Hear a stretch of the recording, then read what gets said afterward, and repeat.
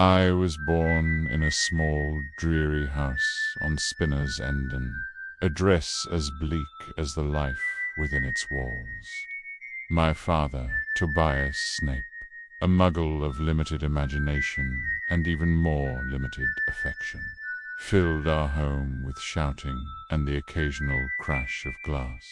My mother, Eileen Prince, once a proud witch, shrank into herself over the years, her magic dimming beneath the weight of disappointment. I, a strange, silent child, with 2 long shadows in my eyes, learned early that solitude was safer than company. But then she appeared, Lily Evans, a girl whose laughter broke through the grime of Spinner's End, like sunlight slashing through storm clouds. The first time I watched her conjure a flower from nothing, her joy unrestrained and pure, I felt something unfamiliar, hope. I approached her awkwardly, afraid she'd run, but she didn't.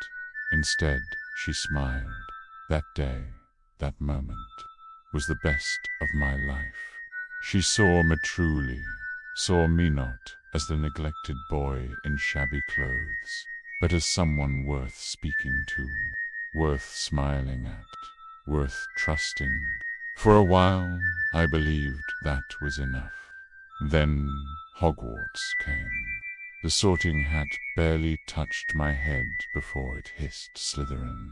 I felt pride, ambition, knowledge, the freedom to learn the secrets that had whispered at the edges of my curiosity.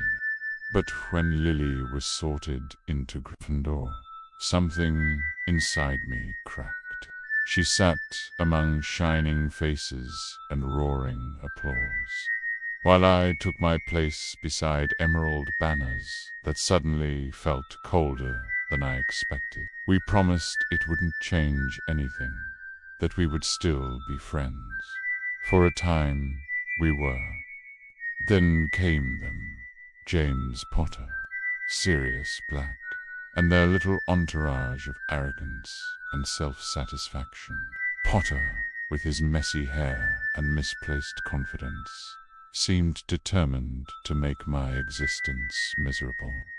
He acted as though the school belonged to him, not earned, but inherited.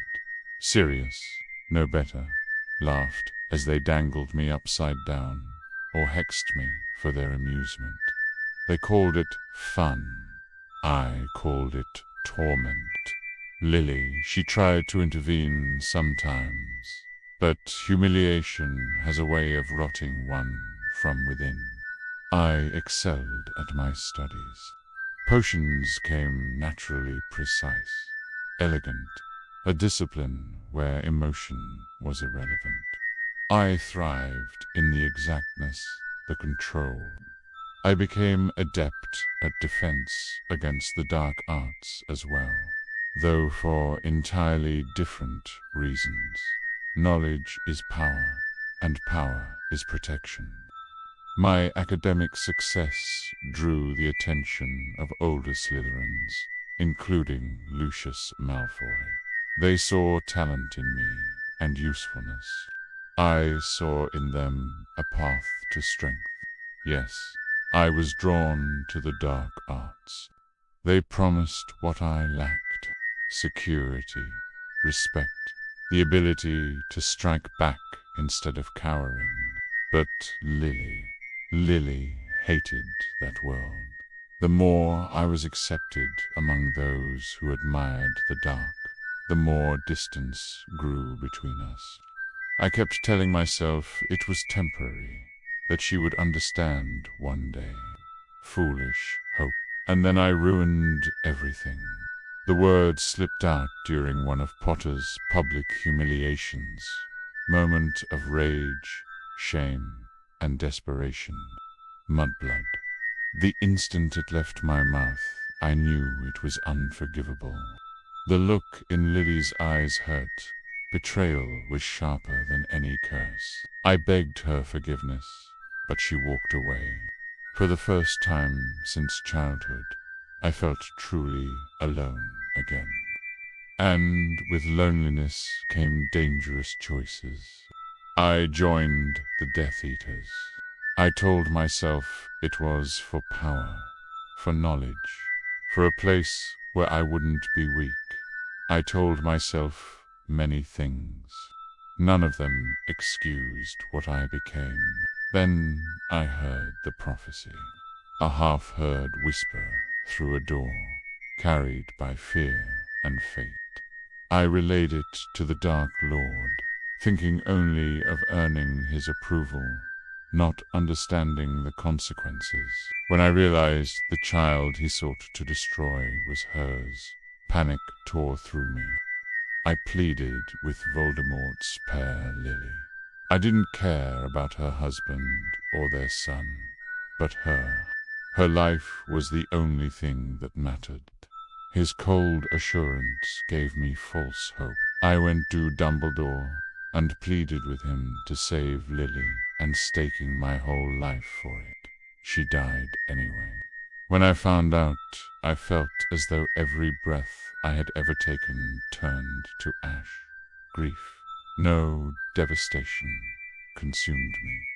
I went to Dumbledore again, not because I trusted him, but because I had nothing left. I begged him to protect the boy, her boy, and so began my life of endless masks. Spy, traitor, protector, monster.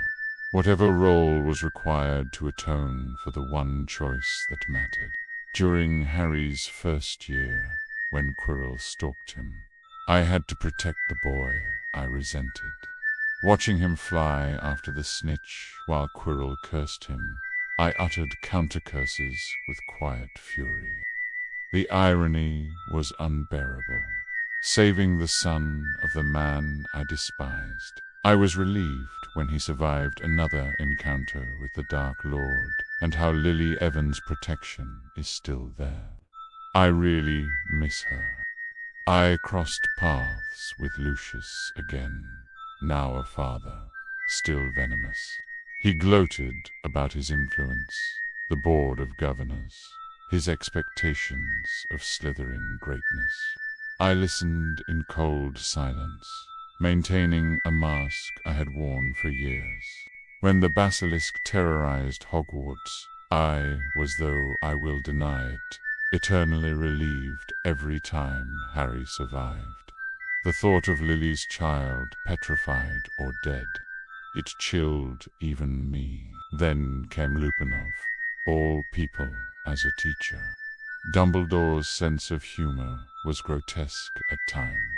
Lupin was tolerable, mild even, but associated with Potter's gang.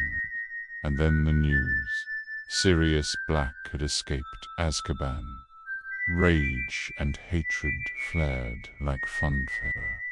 The murderer who had gotten Lily and James it seemed he might come for Harry. Despite myself, I felt concern. The truth was stranger still. In the shrieking shack, facing Lupin and Black together, I felt old wounds tearing open. I wanted justice, revenge, something to silence the ghosts. But Potter, infuriating, arrogant, reckless like his father, disarmed me. And later, when the werewolf emerged, I shielded the children, even if they never noticed. 4th year. The Goblet of Fire.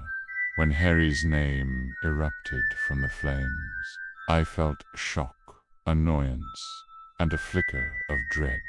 He was a child, and Dumbledore intended to thrust him into a tournament that killed grown wizards. I disagreed, but my protests were irrelevant. Dumbledore's decisions were final. Karkaroff slithered back into my orbit, nervous, muttering about the dark mark. When he revealed his was burning, I kept my face still, though my own mark pulsed beneath my sleeve. I knew what it meant. Voldemort was rising, and during the third task, when the portkey took Harry and Cedric away, a cold dread settled in my stomach.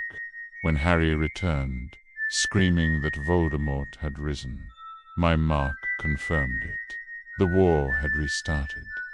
Dumbledore gave me my orders. Return to Voldemort, spy, lie, risk everything. I accepted because Lily deserved nothing less, and because I had no right to refuse. I played my part at Death Eater meetings, mask on my face, bile in my throat. I endured Voldemort's presence, his commands, his cruelty, all while passing information to the Order. I behaved with equal disdain toward Umbridge, a woman whose power was as false as her smile. Her interference in Hogwarts disgusted me. Teaching Harry acclimacy was torture. He resisted, fought, glared at me with James's hatred. And when he invaded my pensive, when he saw my worst memory, felt violated. Harry never understood the cost of what I carried.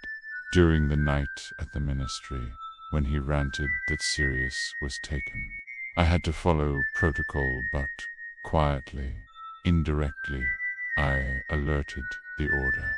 Potter never realized who ensured help arrived. The unbreakable vow with Narcissa, a chain placed willingly around my neck. I promised to protect Draco, to finish the task if he could not. I had no choice. Dumbledore knew. Dumbledore ordered me to kill him if necessary. The weight of that pact haunted me.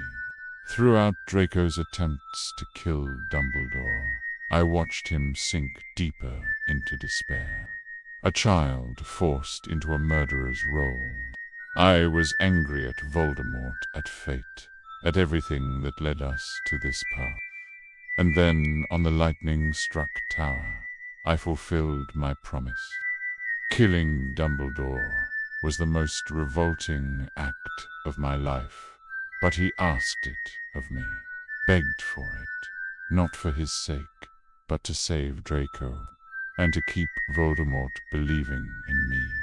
The Seven Potters' plan, Dumbledore and my grand plan, to save Harry without the Voldemort detecting it. I confunded Mundungus to relay the plan.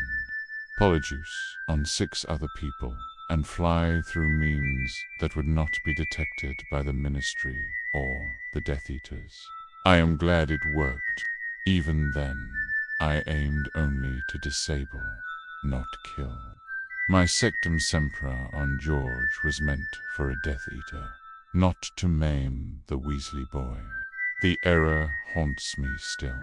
Headmaster of Hogwarts School, a title I never desired.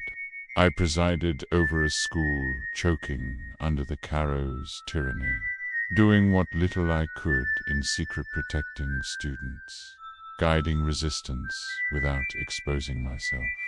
I walked a knife's edge, hated by all, understood by none. And finally, the end.